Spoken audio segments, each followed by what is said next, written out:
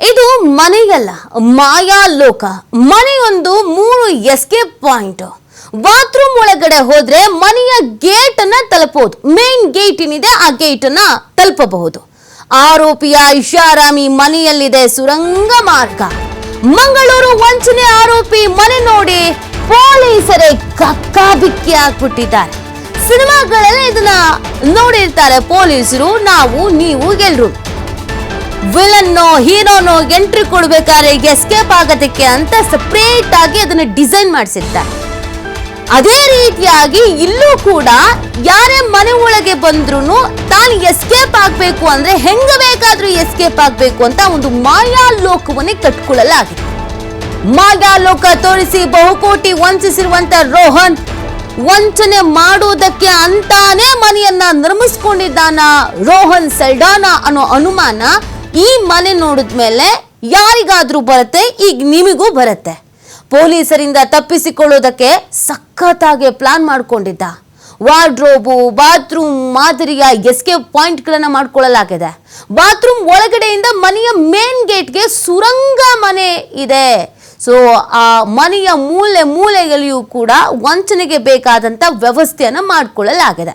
ಅಂದ್ರೆ ಈತ ಪಕ್ಕ ಪ್ಲಾನ್ಡ್ ಆಗಿದೆ.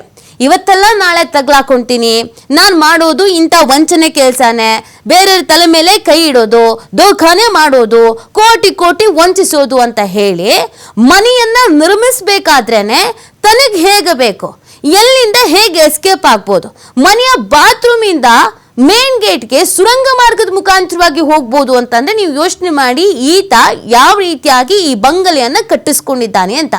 ಕೆಲವೊಂದನ್ನು ನಾವು ನೋಡಿದಾಗ ಇದು ಸಿನಿಮಾದಲ್ಲೆಲ್ಲ ಮಾತ್ರ ಸೀಮಿತ ಅಂತ ಅನ್ಕೊಳ್ತೀವಿ, ಆದ್ರೆ ರಿಯಲ್ ಆಗು ಕೂಡ ಆಗ್ತಾ ಇರೋದು ನೋಡಿದ್ರೆ ಎಂತವರಿಗಾದ್ರೂ ಆಶ್ಚರ್ಯ ಆಗತ್ತೆ.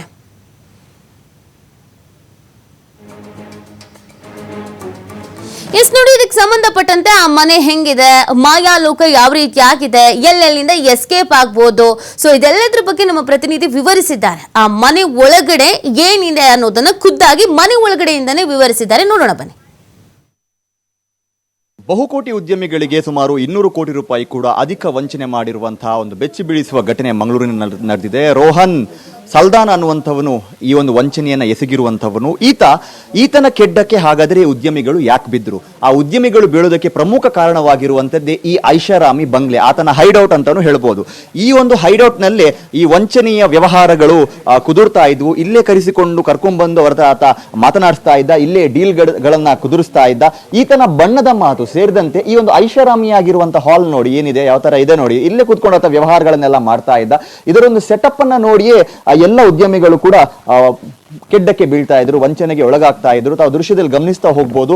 ಬಹಳ ರಾಯಲ್ ಆಗಿದೆ ಈ ಒಂದು ಅಟ್ಮಾಸ್ಫಿಯರ್, ಅಷ್ಟು ರಾಯಲ್ ಆಗಿ ಇಟ್ಟಿದ್ದ ಈ ಒಂದು ಅಟ್ಮಾಸ್ಫಿಯರ್ ಅನ್ನ. ಯಾಕಂದ್ರೆ ಬರುವಂತವ್ರು ನಂಬ್ಲಿ, ನಾನು ಕೂಡ ಬಹುಕೋಟಿ ಉದ್ಯಮಿ ಅನ್ನುವಂತಹ ರೀತಿಯಲ್ಲಿ ನಂಬ್ಲಿ ಅನ್ನುವಂತಹ ರೀತಿಯಲ್ಲಿ ಆತ ಪ್ಲಾನ್ ಎಲ್ಲ ಮಾಡ್ಕೊಂಡು ಈ ತರ ಒಂದು ಸೆಟಪ್ ಅನ್ನ ಮಾಡ್ಕೊಂಡಿದ್ದ. ನಿನ್ನೆ ಕೂಡ ಏನೋ ಒಂದು ಕಲಬುರಗಿ ಮೂಲ ಮತ್ತು ಮುಂಬೈ ಮೂಲದ ಉದ್ಯಮಿಗಳು ಆತನ ವಿರುದ್ಧ ಬಂದು ದೂರನ್ನ ಕೊಡ್ತಾರೋ, ಪೊಲೀಸರು ಬಂದು ಇಲ್ಲಿ ರೈಡ್ ಮಾಡುವ ಸಂದರ್ಭದಲ್ಲಿ ಆತ ಇಲ್ಲೇ ಕೂತ್ಕೊಂಡು ಓರ್ವ ಮಹಿಳೆಯೊಂದಿಗೆ ಇಲ್ಲಿದ್ದ ಅನ್ನುವಂತಹ ರೀತಿಯ ಮಾಹಿತಿ ಇದೆ. ಇಲ್ಲೇ ಆತ ಮದ್ಯಪಾನವನ್ನ ಕೂಡ ಸೇವಿಸ್ತಾ ಇದ್ದ ಅನ್ನುವಂತಹ ಮಾಹಿತಿ ಇದೆ. ಯಾವಾಗ ಪೊಲೀಸರ ಒಂದು ರೈಡ್ ಆಗುತ್ತೋ ಆಗ ಆತ ತಪ್ಪಿಸಿಕೊಳ್ಳುವಂತಹ ಒಂದು ಪ್ರಯತ್ನಗಳನ್ನ ಕೂಡ ಮಾಡ್ತಾನೆ. ಇಲ್ಲೇ ಆತನ ಒಂದು ಹೈಡೌಟ್ ಮಾತ್ರ ಅಲ್ಲ, ಇಲ್ಲೂ ಕೂಡ ಆತನ ಒಂದು ಎಸ್ಕೇಪ್ ಪಾಯಿಂಟ್ ಕೂಡ ಇದೆ. ಅದಕ್ಕೆ ಬೇಕಾದಂತಹ ವ್ಯವಸ್ಥೆಗಳನ್ನ ಕೂಡ ಆತ ಮಾಡ್ಕೊಂಡಿರುವಂತದ್ದು. ಗಲ್ಲಿ ಮನೆಯ ಮೂಲೆಗಳಲ್ಲೂ ಕೂಡ ಆತ ಸಿಸಿ ಕ್ಯಾಮೆರಾಗಳನ್ನ ಅಳವಡಿಸಿದ್ದಾನೆ. ಯಾರ ಮನೆಯೊಳಗೆ ಎಂಟ್ರಿ ಆಗ್ತಾರೆ, ಆ ಗೇಟ್ ಹತ್ರ ಯಾರು ಬರ್ತಾ ಇದ್ದಾರೆ, ಎಲ್ಲದರ ಬಗ್ಗೆ ಕೂಡ ಮಾಹಿತಿಯನ್ನ ಪಡಿತಾರೆ. ನಿನ್ನೆ ಕೂಡ ಈ ಒಂದು ದೂರಾದ ಬಳಿಕ ಏನು ಸಿಸಿಬಿ ಪೊಲೀಸರು ಇಲ್ಲಿಗೆ ರೈಡ್ ಮಾಡ್ತಾರೆ. ರೈಡ್ ಮಾಡೋ ಒಂದು ಸಂದರ್ಭ ಆತ ಇಲ್ಲೇ ಇರ್ತಾನೆ, ಸಿಸಿ ಕ್ಯಾಮೆರಾದ ಮೂಲಕ ನೋಡ್ತಾನೆ. ಈ ಒಂದು ದೃಶ್ಯ, ಈ ಒಂದು ರೂಮ್ ಅನ್ನ ನೋಡಿ, ಇದು ಸಾಮಾನ್ಯವಾದ ರೂಮ್ ಅಲ್ಲ, ಇದು ಆತನ ಎಸ್ಕೇಪ್ ಪಾಯಿಂಟ್. ಇಲ್ಲಿಂದ ನಿನ್ನೆ ಕೂಡ ಆತ ಎಸ್ಕೇಪ್ ಆಗೋದಕ್ಕೆ ಯತ್ನ ಪಟ್ಟಿದ್ದಾರೆ. ಕೆಳಗಡೆ ರೈಡ್ ಆಗ್ತಾ ಇದೆ ಅನ್ನುವಂತ ಮಾಹಿತಿ ಸಿಕ್ಕುಳ್ಳೆ ಈ ರೂಮ್ ಒಳಗೆ ಹೋಗ್ತಾನೆ.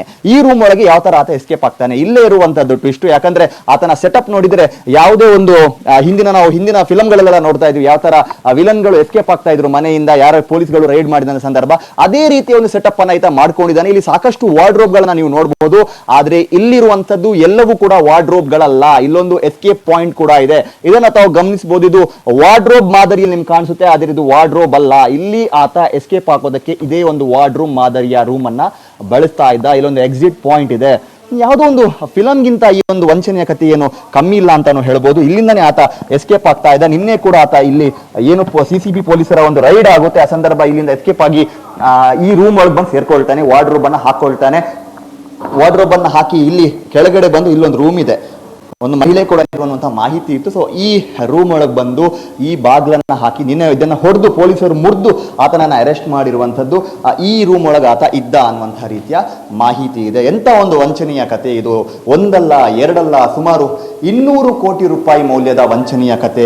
ಈ ಕಥೆಯನ್ನ ಕೇಳಿದಂತಹವರು ನಿಜಕ್ಕೂ ಕೂಡ ಶಾಕ್ಗೆ ಒಳಗಾಗಿದ್ದಾರೆ. ಕೇವಲ ಆತ ಒಬ್ಬ ವಂಚಕ ಮಾತ್ರ ಅಲ್ಲ, ಇಲ್ಲಿನ ಸ್ಥಳೀಯ ರಾಜಕಾರಣಿಗಳೊಟ್ಟಿಗೂ ಕೂಡ ಒಳ್ಳೆ ನಂಟನ ಇಟ್ಕೊಂಡಿದ್ದ.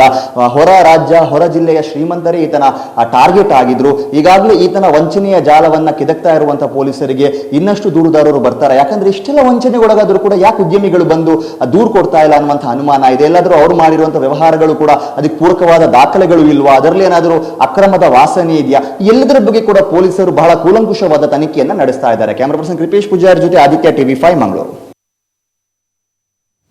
ಮಂಗಳೂರಿನಲ್ಲಿ ಕೋಟಿ ಕೋಟಿ ವಂಚಿಸೋಕೆ ಐಷಾರಾಮಿ ಸೆಟಪ್. ಯಾವ ಸಿನಿಮಾಗೂ ಕಮ್ಮಿ ಇಲ್ಲ ಮಂಗಳೂರಿನ ವಂಚನೆಯ ಕಹಾನಿ.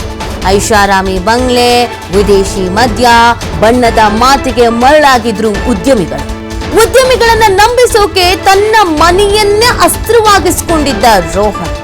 ಪೊಲೀಸ್ ರೈಡ್ ಮಾಡಿದ್ರೆ ಎಸ್ಕೇಪ್ ಆಗೋದಕ್ಕೆ ಇತ್ತು ಹಲವು ವ್ಯವಸ್ಥೆ. ತಡಕಾಡಿ ಹುಡುಕಾಡಿದ ಬಳಿಕ ಸೀಕ್ರೆಟ್ ರೂಮ್ನಲ್ಲಿ ಪತ್ತೆಯಾಗಿದ್ದ ಈ ರೋಹನ್. ವಿದೇಶಿ ಮಹಿಳೆಯೊಂದಿಗೆ ಜಾಲಿಯಾಗಿದ್ದ ಆರೋಪಿ ರೋಹನ್.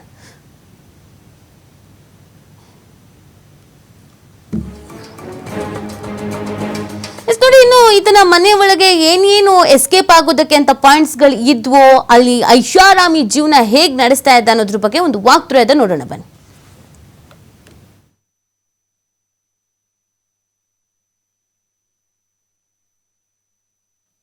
ಉದ್ಯಮಿಗಳಿಗೆ ತನ್ನ ಮಾತಿನ ಮೋಡಿಯಿಂದ ಐಷಾರಾಮಿ ಬಂಗ್ಲೆಯಿಂದ ಸುಮಾರು 200 ಕೋಟಿ ರೂಪಾಯಿಗೂ ಅಧಿಕ ವಂಚನೆಯನ್ನ ಗೈದಂತಹ ಆರೋಪಿ ರೋಹನ್ ಸಲ್ದಾನ ಈತನ ಮನೆಯ ಮುಂದೆ ನಾವಿದ್ದೇವೆ. ಅಥವಾ ದೃಶ್ಯದಲ್ಲಿ ಗಮನಿಸ್ತಾ ಹೋಗಬಹುದು. ಈತನ ವಂಚನೆಯ ಮೂಲ, ಅದರ ಬೇಸ್ ಪಾಯಿಂಟ್ ಏನು ಅಂದ್ರೆ ಈತನ ಐಷಾರಾಮಿ ಬಂಗ್ಲೆ.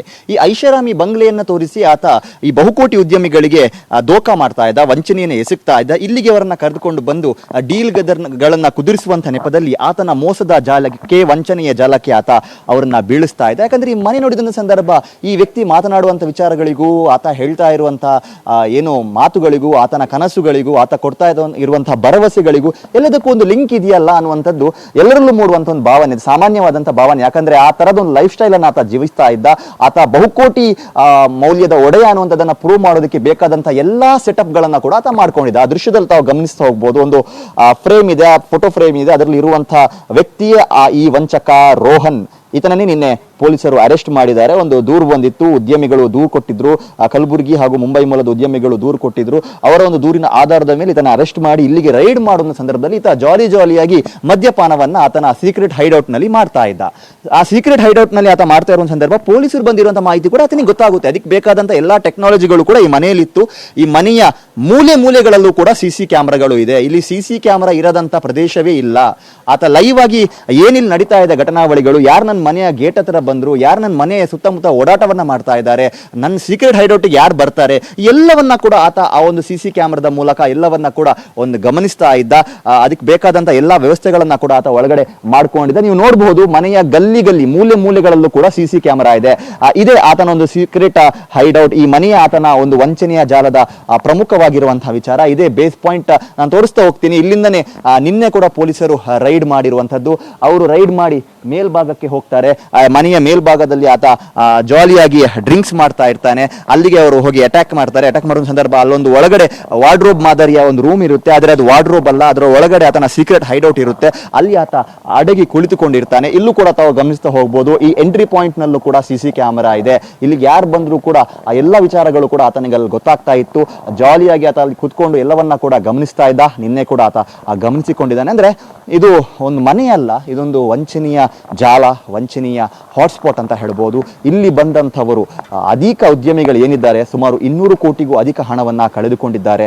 ಕಳೆದ 3 ತಿಂಗಳಲ್ಲಿ ಈತ ವಂಚನೆ ಮಾಡಿರುವಂಥದ್ದು 45 ಕೋಟಿ ರೂಪಾಯಿ.